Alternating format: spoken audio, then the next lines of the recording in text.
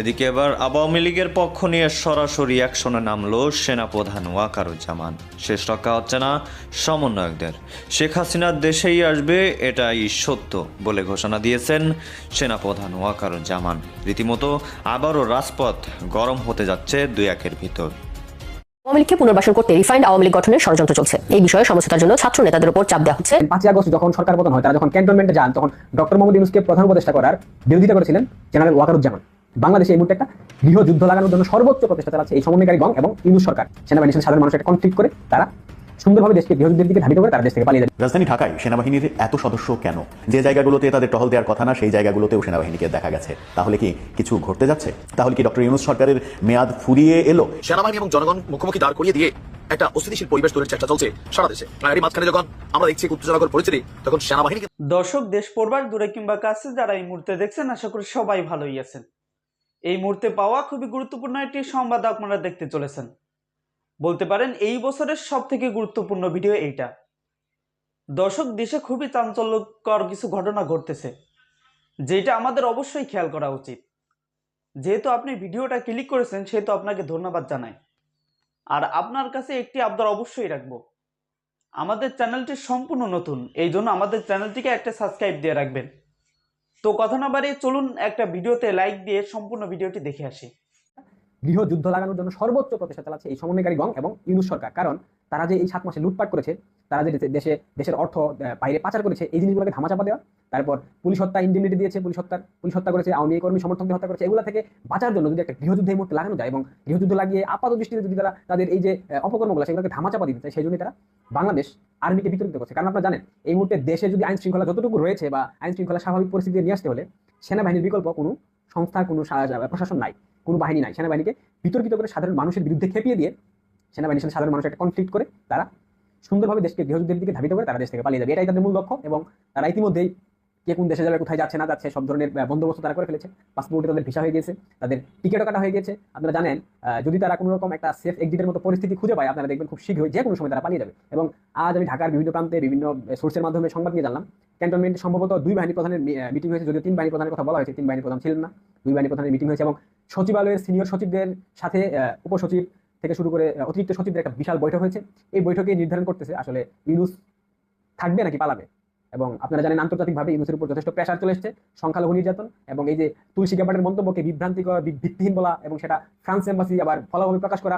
সেখানে ইউনূসের যে চৌবাচ্চা প্রেস সচিব শফিকুল আলম, সে এখানে প্রেশার দিয়েছিল তাদেরকে প্রকাশ করার জন্য, যাতে আন্তর্জাতিকভাবে বোঝানো যায় যে এটা তাদের এই সরকার সক্ষমতার জায়গাটুকু প্রদর্শন করেছে, যে তারা চোখ রেখে কথা বলতে পারে, যদি সেটা বুমেরাং হয়ে ফিরে এসেছে ইউনূস সরকারের উপর।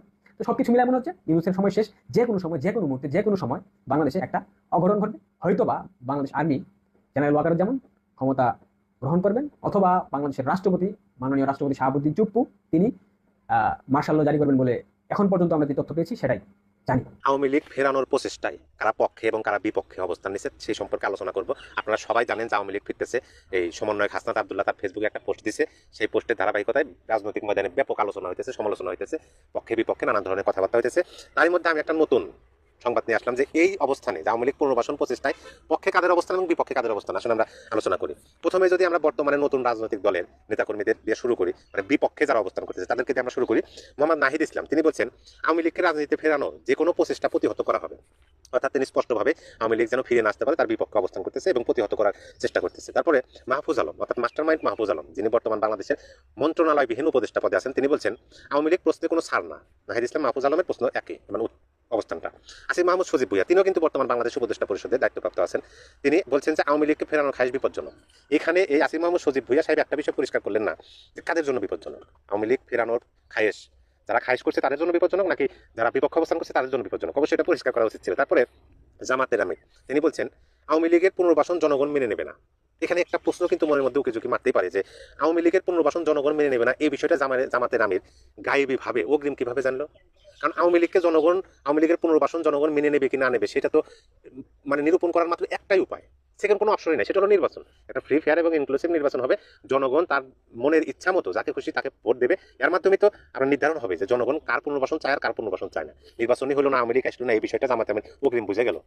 এখানে কিন্তু একটা প্রশ্ন জাগে যে তিনি কিভাবে বলতে পারেন এই কথা যে আওয়ামী লীগের পুনর্বাসন জনগণ চায় কি না যায় তিনি কিভাবে জানেন?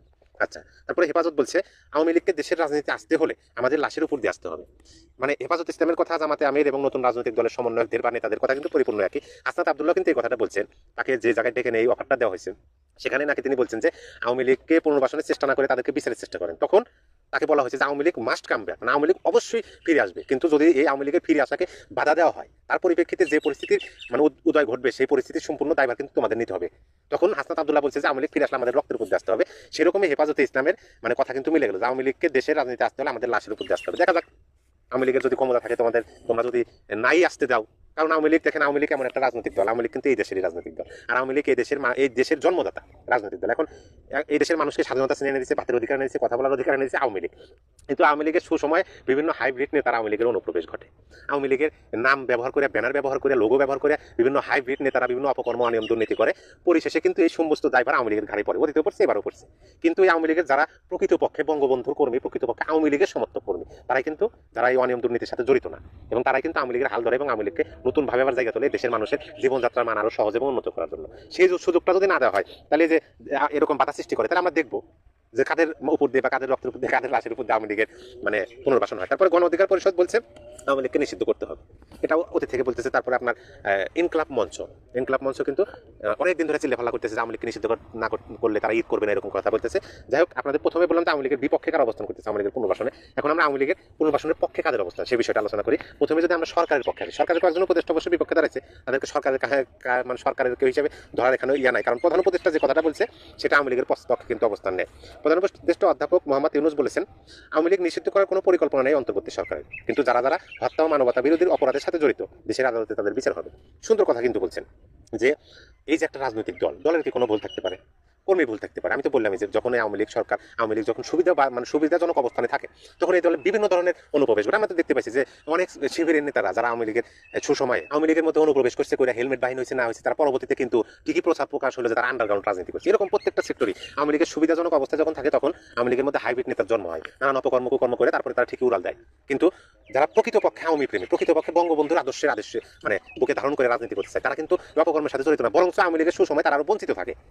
তারাই তো আওয়ামী লীগের হাল ধরবো, তারাই আওয়ামী লীগকে সামনে নিয়ে আসবে, এই দেশের মানুষের গরিব দুঃখী মানুষের জীবনযাত্রার মান সহজ এবং আরো উন্নত করবো। এই কথা একদম সত্য। কিন্তু এই যে যারা বিরোধী পক্ষে দাঁড়াইছে এই ইসলামী সংগঠনগুলো এবং এই নতুন রাজনীতি, তারাও ইসলামী সংগঠনই বলা যায়, তাদের যে কথাবার্তা জামাতে আমির, হেফাজতে ইসলাম সবার কথার সাথে মিলে যায়। কিন্তু প্রধান উপদেষ্টার কথাটা খুবই পরিষ্কার এবং ভালো লাগছে, আসলে বাংলাদেশের মানুষ এটাই চায়। এবং তারপরে দেখেন বিএনপি কিন্তু আওয়ামী লীগের ফিরে আসা পুনর্বাসনের প্রচেষ্টায় মানে পক্ষে দাঁড়াইছে। কিভাবে পক্ষে দাঁড়াইছে? বিএনপির জ্যেষ্ঠ যুগ্ম মহাসচিব তিনি বলছেন জনগণের কাছে ক্ষমা প্রার্থনা করে এবং জুলাই হত্যাকারীদের বাদ দিয়ে নতুন নেতৃত্বে আওয়ামী লীগ রাজনীতি করতে চাইলে বাধা নেই। এখানে কিন্তু বিএনপির বক্তব্য এবং প্রধান উপদেষ্টার বক্তব্য একই। তারপরে হাসনাত আব্দুল্লাহ যে দাবিটা করছে সেই হিসাবে কিন্তু ক্যান্টনমেন্টের যে দাবি সেটাও কিন্তু একই। তারপরে জাতীয় পার্টি বলছে আওয়ামী লীগ নিষিদ্ধের পক্ষে নেই জাতীয় পার্টি। তাই তো বুঝতে পারছেন যে বাংলাদেশের কত শতাংশ মানুষ এখন বাংলাদেশের সরকারের প্রধান উপদেষ্টা আওয়ামী লীগ পুনর্বাসনের পক্ষে, আমাদের বর্তমানে ক্যান্টনমেন্ট পুনর্বাসনের পক্ষে, বিএনপি পুনর্বাসনের পক্ষে, জাতীয় পার্টি পুনর্বাসনের পক্ষে। তাহলে বলেন বাংলাদেশে যদি 30-40% আওয়ামী লীগের সমর্থক থাকে, আর যদি 30-40% বিএনপির সমর্থক থাকে, আর যদি জাতীয় পার্টির কিছু সমর্থক থাকে, তাহলে ভাবেন বাংলাদেশের শতকরা কত পার্সেন্ট লোক আওয়ামী লীগের পুনর্বাসন চায়। সেনাবাহিনীকে জনগণের মুখোমুখি দাঁড় করিয়ে দেওয়া নাকি আসলেই হাসনাতের বক্তব্য সঠিক? তবে পরিস্থিতি যা ধারণ করেছে, কেউ বলছে যে আপনারা যখন ক্যান্টনমেন্টে যাচ্ছিলেন তখন কি জনগণকে সাথে নিয়ে গিয়েছেন? দেন দরবারে হিসাবে নিকাশে মেলে নাই, তারপরে এসে 10 দিন পর আপনি সেনাবাহিনী সম্পর্কে, ক্যান্টনমেন্ট সম্পর্কে বক্তব্য দিচ্ছেন হাসনাত আব্দুল্লাহ। এই কথা বলছিল ছাত্র অধিকার পরিষদের আপনার যে আছে কি বলা হয় যে রাশেদ খান। আবার কেউ বলছেন যে না, সেনাবাহিনী এবং জনগণ মুখোমুখি দাঁড় করিয়ে দিয়ে একটা অস্থিতিশীল পরিবেশ তৈরির চেষ্টা চলছে সারা দেশে। অপরদিকে আসিফ মাহমুদ সরকারের উপদেষ্টা বলছিলেন 5ই আগস্ট যদি সরকার পতন না হতো তাহলে সশস্ত্র সংগ্রাম করতো সরকারের বিরুদ্ধে বা রাষ্ট্রের যে তৎকালীন আইন শৃঙ্খলা বাহিনী ছিল তাদের বিরুদ্ধে। তার মানে এই সশস্ত্র সংগ্রামের জন্য যে মেশিনারিজ গুলো দরকার ছিল কোথায় আছে সেই মেশিনারিজ গুলো? 5ই আগস্টের আগে বাংলাদেশের বিভিন্ন জেলখানাগুলো ভাঙচুর হয়েছে, লুটপাট হয়েছে, বিভিন্ন থানা খোয়া গেছে, হাজার হাজার সরকারি লাইসেন্সধারী অস্ত্র, এখন সেগুলো উদ্ধারে অভিযান চলছে। আর এর মাঝখানে যখন আমরা দেখছি উত্তেজনাকর পরিস্থিতি, তখন সেনাবাহিনী কিন্তু গভীর রাত থেকে তাদের মিশনটা আরো কঠিনভাবে সামনে এনেছে। গতকালকে দিনভর নানান উত্তেজনার রাজনৈতিক বক্তব্য, ইভেন সরকারের আওয়ামী লীগের পুনর্বাসন, রিফাইন্ড আওয়ামী লীগের ইস্যুগুলোতে দেশ যখন উত্তপ্ত, তখন অস্থিতিশীল পরিবেশকে মোকাবেলা করার জন্য গভীর রাত থেকে ঢাকা সহ বিভিন্ন জায়গায় সেনাবাহিনীর যে অভিযান সেটা ব্যাপক হারে চোখে পড়ার মতন বৃদ্ধি পেয়েছে। মানুষকে পরিবহনকারী যানবাহন হোক অথবা ব্যক্তিগত প্রাইভেট কার হোক বা হুন্ডা হোক অথবা আপনি যাই বহন করছেন, কড়া তল্লাশি আমরা দেখছি বাংলাদেশের বিভিন্ন জায়গায়। সেনাবাহিনী বলছে আশু পরিস্থিতিকে নিয়ন্ত্রণের জন্য এবং যে কোনো মানে কি বলা হয় সার্বভৌমত্বের প্রতি হুমকি অথবা রাষ্ট্রকে অস্থিতিশীল করার জন্য যে মেকানিজম চলছে সেগুলোর বিরুদ্ধে সরকার বা বাংলাদেশ সেনাবাহিনী সজাগ রয়েছে। এছাড়া আপনারা জানেন যে আইন শৃঙ্খলা পরিস্থিতিরও বিভিন্ন জায়গায় ব্যাপক অবনতি ঘটেছে। সন্ত্রাসী কর্মকাণ্ড, চাঁদাবাজি, চিন্তায় বিভিন্ন জায়গা থেকে আমরা দেখছি ঘটছে। আর এর জন্য সেনাবাহিনী এই ধারাবাহিক রেড বা ব্লক চালিয়ে যাবে। ছাত্র উপদেষ্টাদের সাবেক এবং সমন্বয়কদের যে নানান বক্তব্য, সেগুলোর প্রেক্ষিতে এখন পর্যন্ত সেনাবাহিনীর পক্ষ থেকে কোন রকম বক্তব্য কিন্তু আসেনি। তবে সাংবাদিক ইলিয়াস তিনি আবার অনেকটা ক্ষিপ্ত এই ছাত্র উপদেষ্টাদের প্রতি। আমরা অন্য একটা ভিডিওতে তার কথাগুলো বলবো। তবে আমরা বাংলাদেশের মানুষ মনে করি যে এই রাষ্ট্রটা সকলের। কোন একটা ব্যক্তির কথায়, কোন একজনের কথায় পুরা সেনাবাহিনীকে আমরা জাজমেন্টের দিকে তুলে দিব কারো ব্যক্তিগত স্বার্থে, আমি ওই জায়গায় একমত নই। পৃথিবীর কোন রাষ্ট্র স্থিতিশীল থাকবে না যেই রাষ্ট্রের সেনাবাহিনী প্রশ্নবিদ্ধ হয়ে যাবে, যে রাষ্ট্রের সেনাবাহিনীকে আপনি চুলকাবেন, তারপর তারা সশস্ত্র সংগ্রামে নামবে, তাদের মধ্যে বিভাজন তৈরি হবে, জুনিয়র সিনিয়র অফিসার লাগালাগি হবে, সেনাবাহিনী ভেঙে যাবে। আর এই সুযোগটাই সার্বভৌমত্বের জন্য হুমকি শুরু হবে। কার প্রেসক্রিপশনে কি চলছে এতটুকু জানি না। আমরাও চাই আওয়ামী লীগের যারা অন্যায় করেছে, অত্যাচার করেছে, গণহত্যা করেছে, ফেসিবাদ, গুমহুন যেগুলোতে যারা জড়িত, প্রত্যেকের বিচার হোক। কিন্তু সেনাবাহিনীকে জনগণের মুখোমুখি দাঁড় করিয়ে দেওয়ার যে পায়তারা চলছে, সেখানে আমাদের স্পষ্ট অবস্থান দেশের প্রতি সেনাবাহিনীর সাথে। আর আমি এখন অন্তর থেকে বিশ্বাস করি 5ই আগস্ট যদি সেনাবাহিনী রুখে না দাঁড়াতো, তাহলে কিন্তু আজকের এই নাহিদ, আসিফ, সার্জিস, হাসনাত এদেরকে খুঁজে পাওয়া যেত না। সুতরাং সেনাবাহিনী নিয়ে কি হচ্ছে জানি না, তবে আমাদের অবস্থান সেনাবাহিনী। বাংলাদেশে এখন এই যে একটা ন্যাশনাল ক্রিমিনাল পার্টি এনসিপি একটা তৈরি হয়েছে, এবং আমাদের নষ্ট উপদেষ্টাদের যিনি কর্তা ডক্টর ইউনূস, ভয়ে তাদের শিরদাঁড়া দিয়ে ইমেল স্রোত বইছে, যেটা আমি বলি। তো গতকালকে তারা একটা শাহবাগের মিটিং ডেকেছিল। 2.5 মিলিয়ন যার সাবস্ক্রাইবার, তিনি একবারে সব বলে দিলেন, সব চলে এসো তোমরা, ছাত্র জনতা সব এসে ওখানে ভিড় করো, আমরা তোমাদের সব এই ওখানে আমরা কর্তব্য ঠিক করবো। কালকে আমি দেখেছিলাম ওটা, আজকে আমি ডিলিট করে দিয়েছি, কোন ভারী হয়ে যায় তো ডিলিট করে দিয়েছি। তারপর দিন শেষে দেখা গেল গোটা 15-20 ওই জামাতি, হিজবুতি তাদেরকে নিয়ে ওখানে একটা মিটিং ফিটিং করা হলো। কিন্তু এই মিটিং কে ঘিরে সেনাবাহিনী কিন্তু খুব তৎপর ছিল। সেনাবাহিনী একেবারে কোন রকম চান্স নেয়নি, কারণ এদেরকে বিশ্বাস করা যায় না, এরা যখন তখন যা খুশি করতে পারে। কিন্তু সেনাবাহিনী বুঝতে পারেনি যে এদের এখানে মানে গ্রাসরুট লেভেলে কেউ নেই।